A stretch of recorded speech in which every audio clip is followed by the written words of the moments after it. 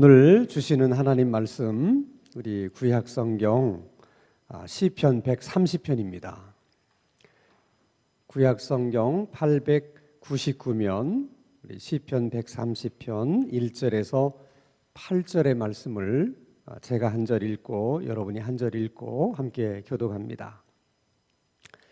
여호와여, 내가 깊은 곳에서 주께 부르짖었나이다.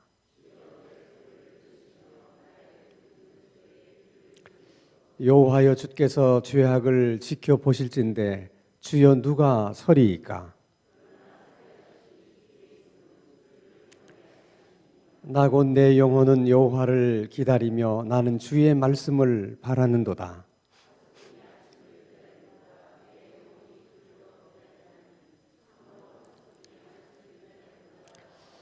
이스라엘아, 여호와를 바랄지어다. 여호와께서는 인자하심과 풍성한 속량이 있음이라.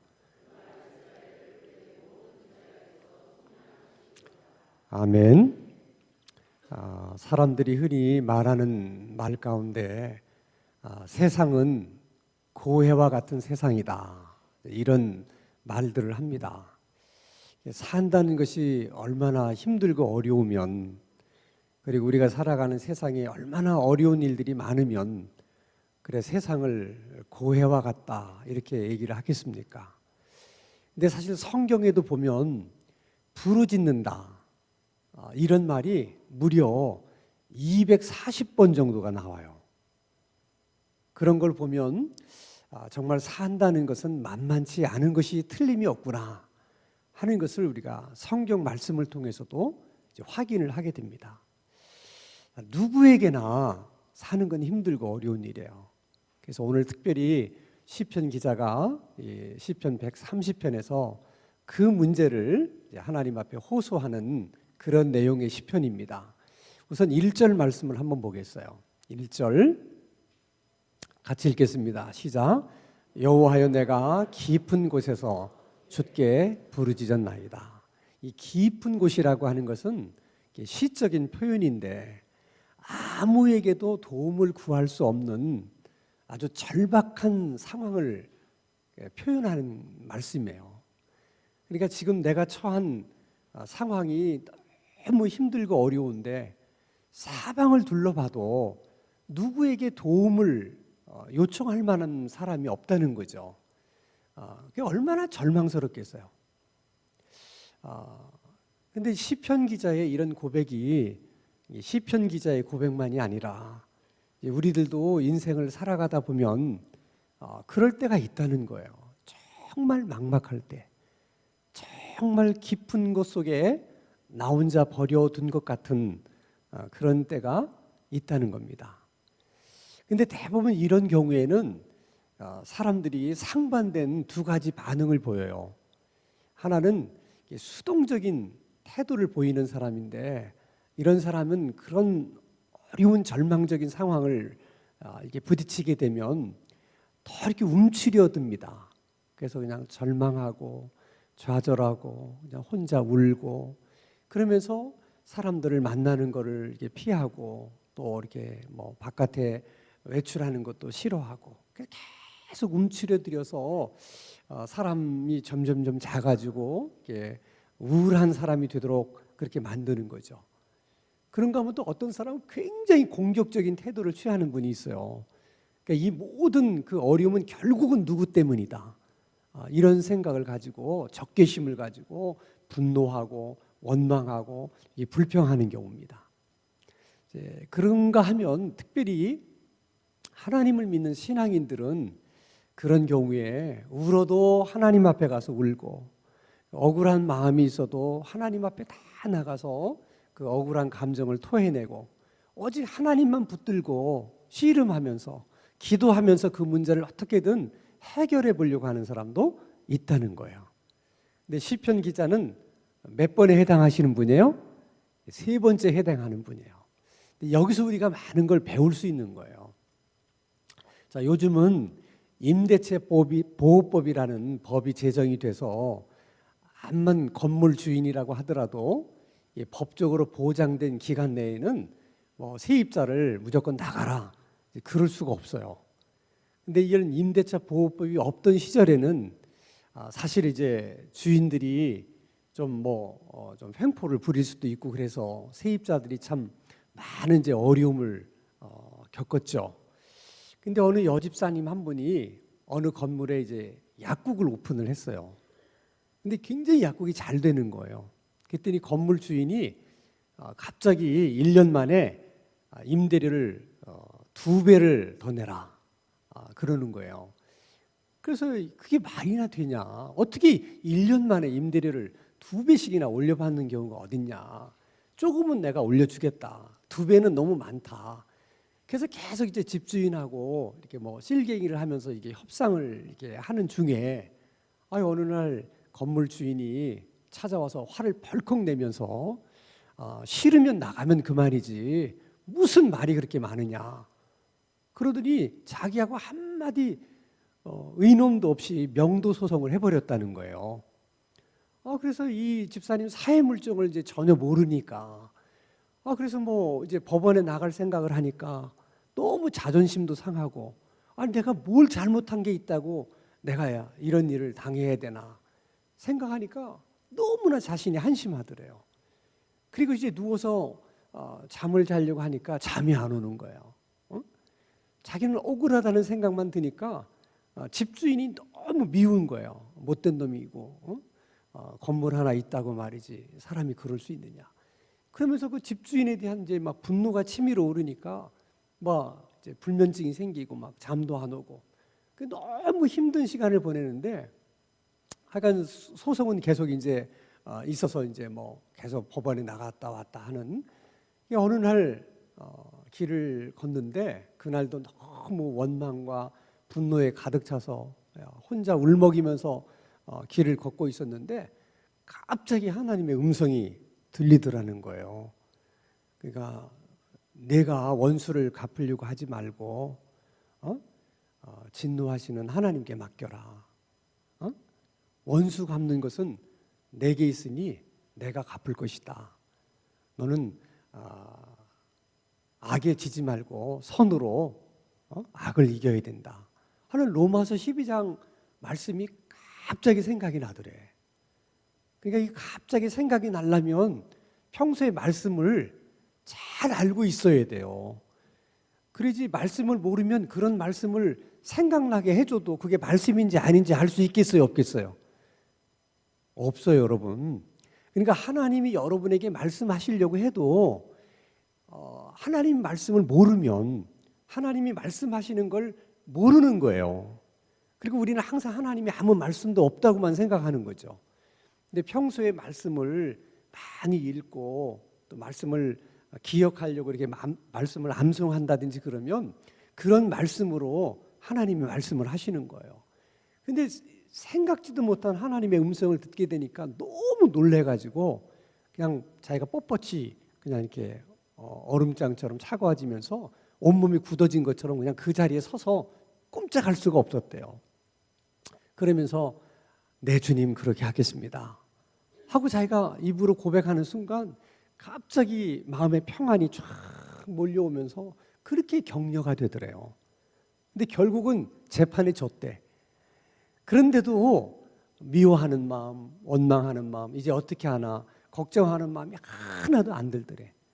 근데 놀라운 일은 그래서 할 수 없이 나가게 돼서 이제 다른 데 약국을 얻어서 나갔는데 그때부터 하나님께서 막 물질의 복을 부어주시는데 정말 막 감당하기 어려울 만큼 물질의 복을 쏟아 부어주셨다는 거예요. 그래서 그 여집사님의 표현에 의하면 그동안 내 힘으로 허리띠를 졸라매며 벌었던 것은 다 티끌 같았다 이렇게 표현을 했어요. 얼마나 많은 복을 부어주셨는지 정말 하나님이 그 부유함을 마음껏 누리게 하셨고 자기가 평생 마음속에 담고 있었던 주님 위해서 구제하는 일, 선교하는 일에 마음껏 쓸 수 있게 해주셨다는 거예요. 그러니까 여러분 우리 하나님은 주시기도 하시고 거두시기도 하시는 하나님이시고 높이기도 하시고 낮추시기도 하시는 하나님이시고 죽이시기도 하시고 살리시기도 하시는 하나님이신 줄로 믿습니다. 그러니까 억울한 일이 있고 힘들고 어려운 일이 있다 하더라도 정말 하나님 앞에 가서 하나님과 씨름하고 하나님에 붙들고 그냥 간절히 기도하고 부르짖는 사람들에게는 이렇게 여조집 하나님에게 주셨던 그런 은총과 은혜를 주시는 줄로 믿습니다.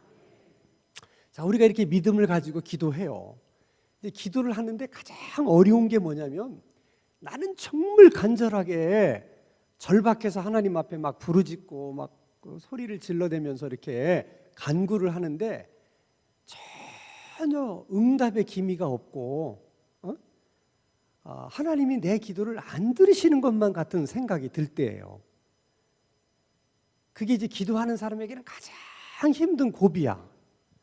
근데 우리만 그런 게 아니라 시편 기자의 경우도 마찬가지였다는 거예요. 그래서 2절에 뭐라고 말하냐면 2절 같이 읽습니다. 시작. 주여 내 소리를 들으시며 나의 부르짖는 소리에 귀를 기울이소서. 이건 굉장히 이제 아주 점잖게 표현을 한 거지만은 우리식으로 얘기하면 제발 좀 하나님 제가 하는 기도에 좀 귀 좀 기울여 주세요. 대충대충 듣지 마시고 좀 잘 들어주세요. 그리고 제가 부르짖는 기도 꼭 들어주셔야 됩니다. 그렇게 말하는 거예요. 얼마나 하나님이 자기 기도를 안 들으시는 것 같으면 저렇게 표현을 하겠습니까? 정말 저럴 때가 있어요. 어떤 때는 기도하면 스펀지가 물을 쫙 빨아들이는 것처럼 정말 막 내 기도가 하늘에 그냥 쭉 빨리 올라가는 것처럼 막 상달되는 것처럼 흔히 말로 기도빨이 착착착 먹히는 그런 때가 있는가 하면 어떤 때는 나는 막 간절해서 막 기도하는데 기도가 매 퉁퉁 튕겨져 나오는 것처럼 그럴 때가 있어요. 그럴 때 제일 먼저 이제 짚히는 게 뭐냐면 내가 무슨 지은 죄가 있어서 그러나 제일 먼저 그게 마음속에 오게 되죠. 시편 기자도 똑같아요. 우리하고 별반 다르지 않다는 거예요. 3절 말씀 보세요. 같이 읽겠습니다. 시작. 여호와여 주께서 죄악을 지켜보실진데 주여 누가 서리이까. 왜 저런 얘기를 하겠습니까? 하나님한테 얘기하는 거죠. 하나님께서 우리 가운데 무슨 죄가 있는가 살핀다면 하나님 앞에 올바로 서 있을 자가 누가 있겠습니까? 그러는 거예요. 죄 문제를 가지고 하나님이 시비를 거신다면 저는 할 말이 없습니다 하는 거죠. 그러나 우리가 이제 기도하다가 이렇게 기도에 뭔가 응답이 없고 하나님이 안 들으시는 것만 같다는 그런 생각이 들 때는 이게 이제 내 문제일 수도 있고 하나님의 문제일 수도 있지만은 우선은 우리 자신을 살펴봐야 돼요. 하나님도 여호와의 손이 짧아서 너희들 구원하지 못하는 것이 아니다. 그렇게 말씀하시는 것처럼 정말 우리 속에 숨겨진 죄, 내가 그것을 미처 깨닫지 못했지만은 감추어진 죄가 있기 때문에 하나님이 내 기도를 듣지 않으실 수도 있어요. 그러니까 항상 기도하다가 뭔가 기도가 잘 안 된다 싶을 때는 그냥 억지로 기도하기보다는 한 번쯤 자기 자신을 돌아보는 그런 이제 마음의 자세가 필요해요. 유명한 톨스토이가 여러 가지 이제 뭐 단편 소설이나 이런 것들을 많이 썼는데 그분이 한 얘기 가운데 이런 얘기가 있어요. 어느 날 두 여인이 삶의 지혜를 얻기 위해서 지혜자를 찾아갔어요. 그래서 어떻게 해야 삶을 지혜롭게 살 수 있습니까? 그렇게 물었더니 이제 그 두 여인이 특별히 한 여인은 도덕적으로 이제 약간 그 이제 문제가 있었던 여인이에요. 그래서 본인이 이제 반성하고 앞으로는 다시는 그렇게 살지 않겠다 이렇게 노력하는 여인이고, 한 여인은 그런 면에 있어서는 아주 깨끗한 여인이야. 그리고 자기는 절대 그렇게 이제 도덕적으로나 윤리적으로 또 성적으로 자기는 그런 죄를 절대 짓지 않을 것이다. 그래서 그 부분에 대해서는 또 아주 굉장히 노력하는 여인이에요. 이제 지혜자가 그걸 알았어요. 두 사람의 여인이. 그래서 그 두 여인에게 이제 한 가지 이제 일을 시켰어요.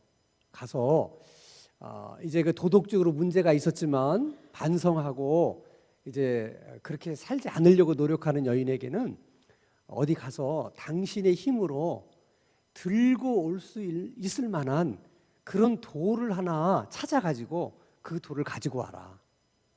두 번째, 도덕적으로 깨끗하고 절대로 이제 윤리적으로 그런 이제 나쁜 짓을 안 하려고 그렇게 애쓰는 그 여인에게는 당신도 당신이 들을 만한 돌인데 작은 돌을 모아가지고 그래서 이렇게 이런 뭐 보자기에 싸가지고 들어봐서 들을 만큼 무게가 될 만큼만 작은 돌을 모아가지고 와라.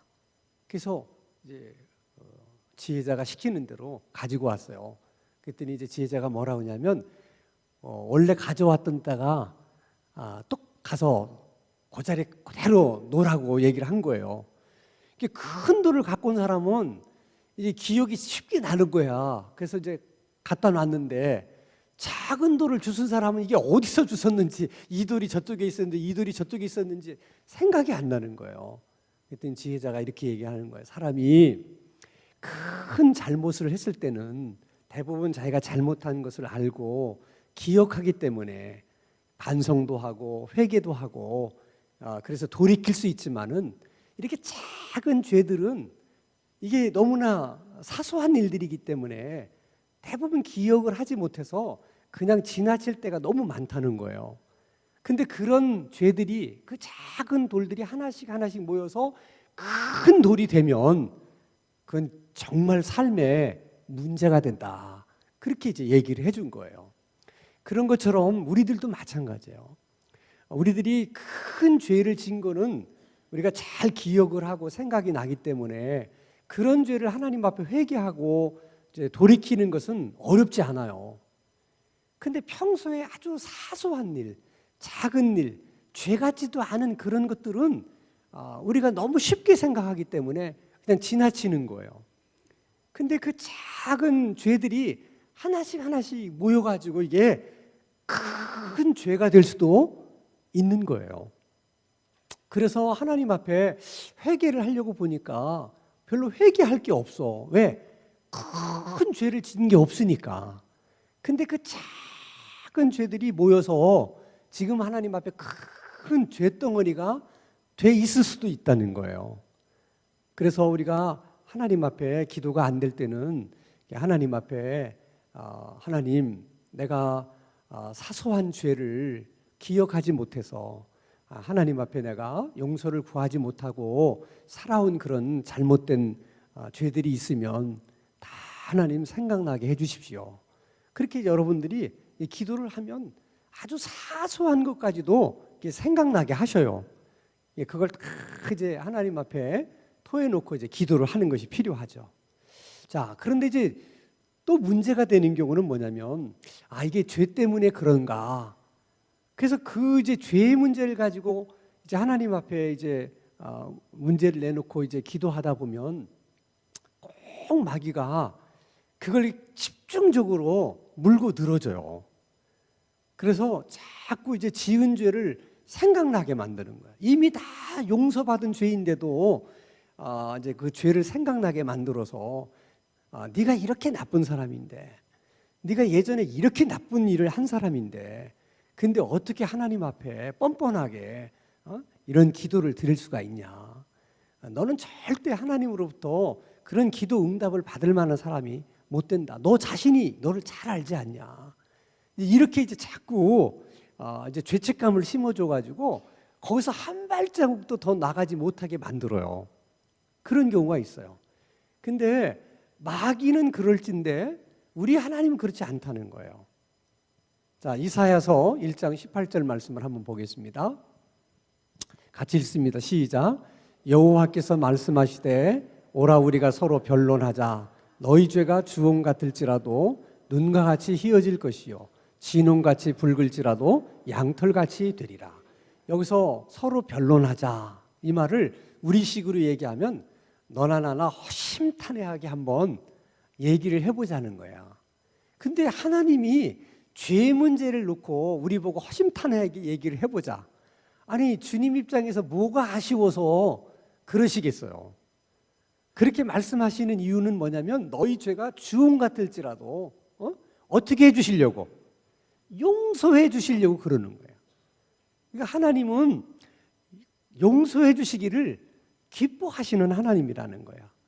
그러니까 하나님이 우리에 대해서, 죄에 대해서 책망을 하시는 것도 결국은 책망을 해서 우리에게 벌 주시려고 하는 것이 목적이 아니고 깨닫게 하셔서 어떻게 하시려고? 용서해 주시려고 그러는 거예요. 그러니까 내가 이렇게 잘못했구나 하고 하나님 앞에 회개하게 해서 하나님은 다 용서를 해주고 싶어서 하는 하나님이라는 거예요. 여러분, 이 하나님을 아는 것이 우리가 기도 생활에 굉장히 중요한 거예요. 이거를 잘 모르면 기도하다가 시편 기자처럼 저렇게 이제 기도 응답이 없을 때, 기도 응답이 더디다고 느껴질 때 실족하기 쉬운 거야. 근데 시편 기자도 너무 하나님의 응답이 더디니까 도대체 왜 하나님이 내 기도를 안 들으시는 걸까? 죄 때문일까? 하고 잠깐 흔들리다가 4절에서 이렇게 얘기를 해요. 자, 4절 같이 읽습니다. 시작. 그러나 사유하심이 주께 있음은 주를 경외하게 하심이, 그러나 용서하심이 주께 있다. 그 얘기는 하나님은 용서하기를 기뻐하시는 하나님인 줄 제가 압니다. 그 얘기예요. 근데 여러분, 하나님에 대한 이미지, 그러니까 하나님이 어떤 분인가에 대한 바른 이해를 갖는 것이 우리들의 신앙생활에 있어서는 굉장히 중요한 거예요. 자, 하나님이 왜 우리들이 어떤 죄를 지었더라도, 진홍같이 붉고 주홍같이 붉을지라도 다 용서해 줄 수 있는 이유가 뭘까? 그게 하나님의 사랑 때문에 그래요. 그러니까 모든 인류의 모든 죄보다도 하나님의 사랑이 훨씬 크세요. 그래서 어떤 죄든 다 하나님은 용서해 줄 수가 있어요. 근데 이 하나님의 사랑을 사실 우리는 이해하기가 어려워요.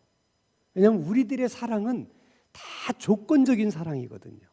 근데 하나님의 사랑은 무조건적인 사랑이기 때문에 그 사랑을 이해하기가 어려운 거예요. 우리의 경험으로 조건적인 사랑이기 때문에 하나님의 사랑도 조건적으로 사랑하면 이해하기가 쉬운데 하나님의 사랑은 그렇지가 않아요. 자, 예를 들면 여러분이 가정에서든 직장에서든 뭐 교회에서든 꼴 보기 싫은 사람이 있어요, 없어요? 있죠? 꼴 보기 싫은 사람이 있어요. 근데 왜 그 사람이 꼴 보기가 싫을까? 다 이유가 있어요. 근데 그 이유가 틀려요, 맞아요? 아니, 그 사람에겐 다 맞아요. 다 일리가 있어요. 이래서 싫고 저래서 꼴보기 싫고 다 그래요. 사실 그 틀린 얘기는 아니에요. 그런데 내가 그 사람이 싫은 것은 정말 그 싫어할 만한 그런 이유들 때문인가? 그게 틀린 것은 아니지만 꼭 그 이유 때문만은 아니라는 거예요. 사실 그 이유도 있지만은 사실 더 큰 이유는 그런 사람을 우리가 이렇게 품고 사랑할 만큼 사랑이 크지 않아서 그래요. 우리는 그것을 우리는 사실은 잊고 있는 거죠. 그래서 그 사람이 못마땅할 수밖에 없는 이유들 때문에만, 그래서 내가 그분을 이게 싫어하는 것이다 이렇게만 생각하지, 내 사랑이 부족해서 그래서 그렇다는 생각을 우리가 못하는 거예요. 그래서 우리는 언제나 조건적인 사랑을 하기 때문에 그런 사람을 내가 좋아하려면 어떻게 해요? 내 싫어하는 그것들을 다 어떻게 고쳐라, 바꿔라. 그러면 내가 너를 좋아하고 사랑할 수 있을 것이다. 이렇게 이제 조건적이에요, 언제나. 그래서 못하는 거예요. 근데 하나님의 사랑은 그렇게 조건적이 아니에요. 하나님의 사랑은 무조건적이기 때문에, 그 무조건적인 사랑이라는 건 뭐냐면, 내가 나를 보면 정말 나도 내가 싫어서 내가 나를 받아들일 수 없는 그런 부분들이 내게 있고, 다른 사람들에게 드러내기 싫은 그런 허물과 상처가 있음에도 불구하고 하나님은 그조차도 다 그 사람을 사랑하는 조건이 된다는 거야. 그러니까 무조건적인 사랑에는 다 그것이 사랑할 만한 조건이 되는 것이지, 사랑할 수 없는 조건이 되는 것은 하나도 없다는 거야. 그것이 무조건적인 사랑이에요. 그래서 하나님은 우리들이 허물이 많음에도 불구하고 그래서 내가 너를 사랑한다는 거예요. 그래서 하나님이 권사님을 사랑하는 사랑은 달라. 남다른 데가 있는 거야. 그 남다른 데가 있다는 것은 다른 사람에 비해서 뭐 더 훌륭한 점이 많아서가 아니고 권사님이 다른 사람에게 없는 그런 아픔과 상처와 허물이 있어도 그게 하나님에게는 이 권사님을 사랑할 수 있는 조건이 되니까 그게 그 권사님을 사랑하는 특징이 되는 거야. 하나님은. 할렐루야. 그러니까 하나님 앞에서는 용서받지 못할 사람이 아무도 없는 거예요. 그 사랑이 모든 허물을 다 덮을 수 있는 거야. 그래서 우리들이 다른 사람에게 가서 찾아가서는 우리가 수용받지 못한다 하더라도 하나님 앞에서는 누구든지 다 수용받을 수 있어요. 아무리 우리가 부족하고 연약하고 허물이 많아도 그게 하나님께서는 내가 너를 사랑하는 이유요, 내가 너를 사랑할 수 있는 조건이다, 그렇게 말씀하시는 거예요. 근데 사실 이 하나님의 사랑을 참 우리가 이해하기가 어려운데 이게 손주를 낳아보면 조금 이해가 돼요. 참 이상해요. 참 이상해. 근데 여러분, 손주가 너무 이쁘면 이게 이제 할머니 할아버지는 마음속으로 그 손주를 사랑하기로 결심을 해요. 내가 너를 사랑할 거다. 이렇게 사랑하기로 결심을 하고 나면 다 사랑스러워 보이는 거야. 다른 사람 눈에는 별난 아이야. 그래요, 정말. 다른 사람이 볼 때는 유별난 아이야. 근데 그 할머니 할아버지에게는 그것도 어떻게 귀여운 조건이 되고 사랑하는 조건이 되는 거야. 그래서 그런 걸 보면 그 하나님의 사랑을 조금은 이해가 되는 거예요. 그러니까 하나님은 우리를 만드셨을 때부터 우리를 사랑하시기로 결심을 하신 거야. 그래서 우리가 어떻든 하나님은 이래도 이쁘고 저래도 사랑스러운 거야. 그래서 우리가 어떤 허물이 있고 어떤 죄가 있어도 그저 회개하기만 하면 하나님은 다 용서해 주고 싶은 거야. 이미 용서해 줄 준비를 다 하고 계신 거야. 할렐루야. 그러니까 여러분, 이런 하나님의 사랑을 이해하게 되면 하나님에 대한 신뢰와 소망이 확 생겨요.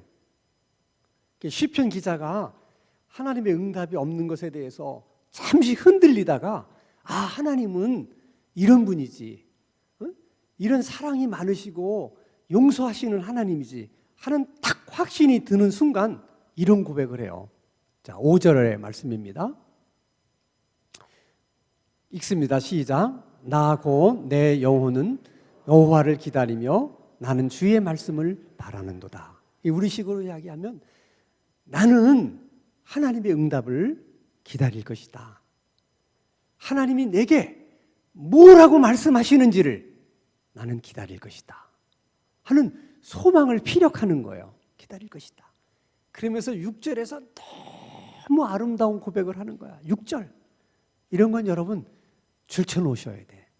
같이 읽겠습니다. 시작. 파수꾼이 아침을 기다림보다 내 영혼이 주를 더 기다리나니 참으로 파수꾼이 아침을 기다림보다 더하도다. 정말 아름다운 말씀이죠. 이런 말씀을 읽을 때는 얼굴이 환해지셔야 돼. 여러분, 파수꾼이 뭐예요? 보초야, 보초. 여러분, 이 보초 쓴다는 게 얼마나 힘들고 외로운지 몰라요. 시간이 제일 안 가는 게 보초야. 그러니까 보초가 교대 시간을 기다려. 이제 아침이 되면 이제 이 보초의 근무 시간이 끝나니까 새벽을 기다리는 거야. 근데 그 새벽이 올 수도 있고 안 올 수도 있는 새벽이 아니야. 파수꾼은 알아. 반드시 새벽은 온다. 그래서 더디지만 기다리는 거야. 다 기다려. 그 심정을 이해했던 시편 기자가 파수꾼이 새벽이 온다는 것을 분명히 믿고 새벽을 기다리는 것처럼 나는 파수꾼보다 더 강한 열망을 가지고 주의 응답을 기다린다는 거예요. 주님께서 응답하신다는 것은 새벽이 오는 것만큼이나 확실한 것이기 때문에 나는 파수꾼이 새벽을 기다리는 것보다 하나님의 응답을, 하나님이 내게 말씀하시는 것을 내가 그렇게 기다린다. 얼마나 멋있는 말씀. 여러분들도 하나님의 응답이 더디다고 느껴질 때 이 시편 130편 6절의 말씀을 암송하십시오. 항상 이걸 다 되뇌시면 돼요. 파수꾼이 아침을 기다림보다 내 영혼이 주를 더 기다립니다. 참으로 파수꾼이 아침을 기다림보다 내가 하나님의 응답을 더 기다립니다. 여기까지 하고 나면요, 이 사람이 울컥하는 게 생겨요. 여기서 뭔가 뜨거운 게 확 올라오는 게 느껴지는 거예요. 이렇게 고백을 하고 나면. 그래서 이제 시편 기자가 많은 사람을 향해서 권면하는 거야. 이 확신 때문에. 그 권면이 7절, 8절이야. 같이 한번 읽겠습니다. 시작. 이스라엘아 여호와를 바랄지어다. 여호와께서는 인자하심과 풍성한 속량이 있음이라. 8절. 그가 이스라엘을 그의 모든 죄악에서 속량하시리라. 무슨 말씀이냐면 하나님이 우리를 사랑하는 하나님의 사랑에는 변함이 없으시다. 그 변함이 없으신 하나님의 사랑이 우리가 어떠한 죄를 지었더라도 그분은 다 용서하신다. 그러므로 그 하나님을 바라라. 끝까지 기다려라. 그럼 반드시 하나님이 응답하시며 우리를 깊은 곳에서부터 구원해 주실 것이다.